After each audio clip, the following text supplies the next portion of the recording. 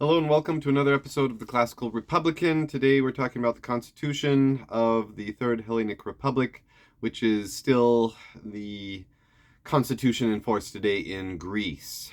It starts off by defining itself as a parliamentary republic based on popular sovereignty. It has a clause on the relations of church and state, and of course the Greek Orthodox Church has a very special relationship with the state. Um, I'm reading the English translation. It doesn't say that it never calls it the Greek Orthodox Church. It just says the Eastern Orthodox Church of Christ, or the Orthodox Church of Greece. So, yeah, that's and of course the in Constantinople. So that's the very important city to the very religious city to all Greeks. Um, Now, it does have some references to rights and obligations, which I think it alludes to Mazzini. Mazzini was a big influence on Greek and on well, not Greek independence, because he lived a little bit after Greek independence, but on supporting the Greek movement, on having a sound republic there. He also started the Young Greeks, which was a group, um, and he started young Ireland, young Turks, young everything. So young Italy, of course. Um, Okay, but there's also references to life, liberty, and property all over it. So there's a definite Lockean influence also from John Locke. Uh, there's the rule of law is definitely a value enshrined in the Constitution. The right to association, and this includes unions and cooperatives. It also enshrines the right to strike in the Constitution. Um, there's a right to free education, and of course, as classical Republicans, we know that that education is the great equalifier. It helps to spread equality throughout the state.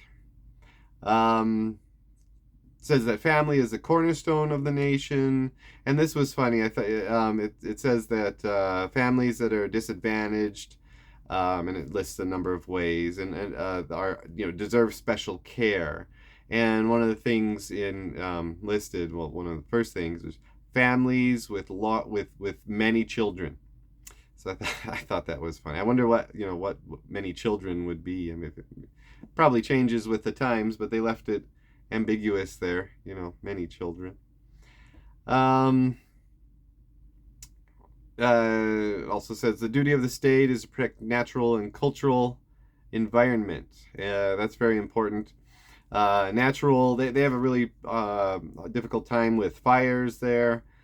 Throughout the Greek history, that the land has been very well forested, but it's not as well forested these days, and they have a lot of fires. I mean, it's like I live out west, in the American West, and we have a lot of problems with fires, and it's pretty much the same in Greece. It's really bad.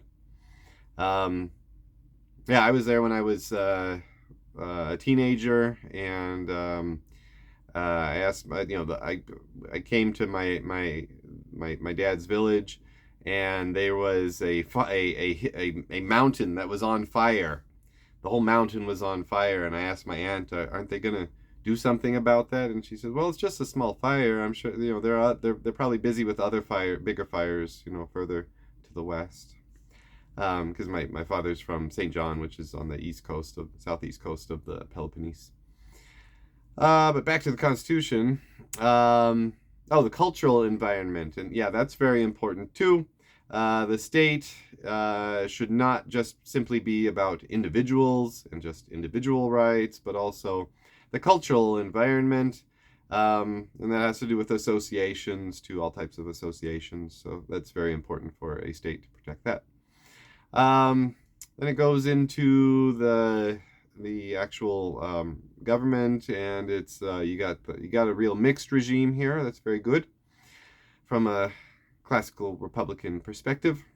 You have the legislature, or executive, legislative, and judicial branches. The president serves a 5-year term. He's elected by 2/3 of parliament. Can serve 2 terms. He appoints the prime minister and other government ministers. He has emergency powers, but they still need ratification by parliament. So that's good to have a check on that.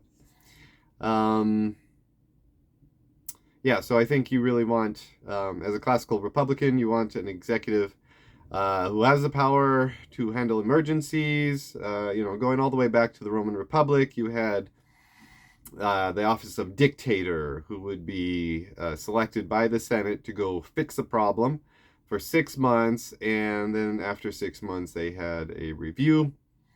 But basically for those 6 months they were the absolute power. They had imperium. And so we as classical republics, we're still dealing with that today. How much power should the executive have? Let's go on to Parliament. It says that they can have 200 to 300 members of Parliament. They're really more trustees rather than delegates. They serve for 4-year terms. Remember, the president was 5 years. And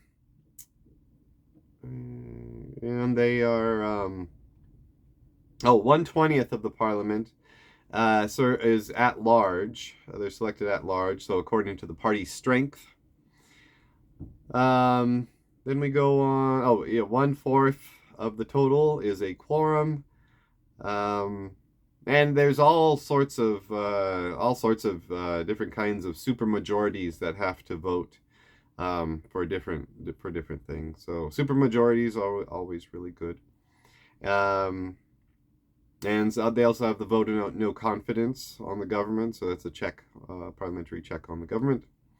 Then the judiciary is very complex, and a lot of it is spelled out in the Constitution. Unlike the United States, where it just mentions a Supreme Court and says Congress will make up the other inferior courts.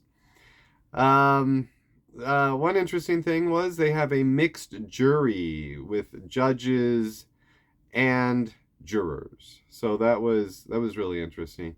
And that would be, they also use a lot of lot. Of course, we use lot in the United States for juries.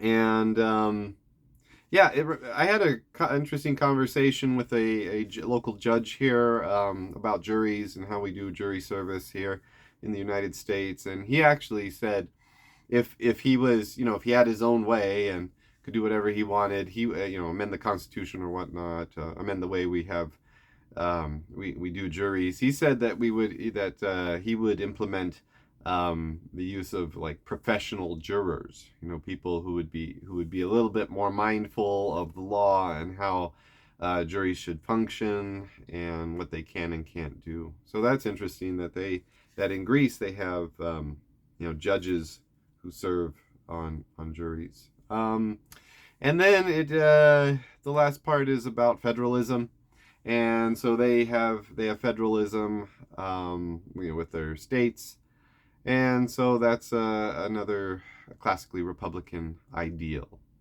That's all I have for the Third Hellenic Republic. Until next time, long live the Republic.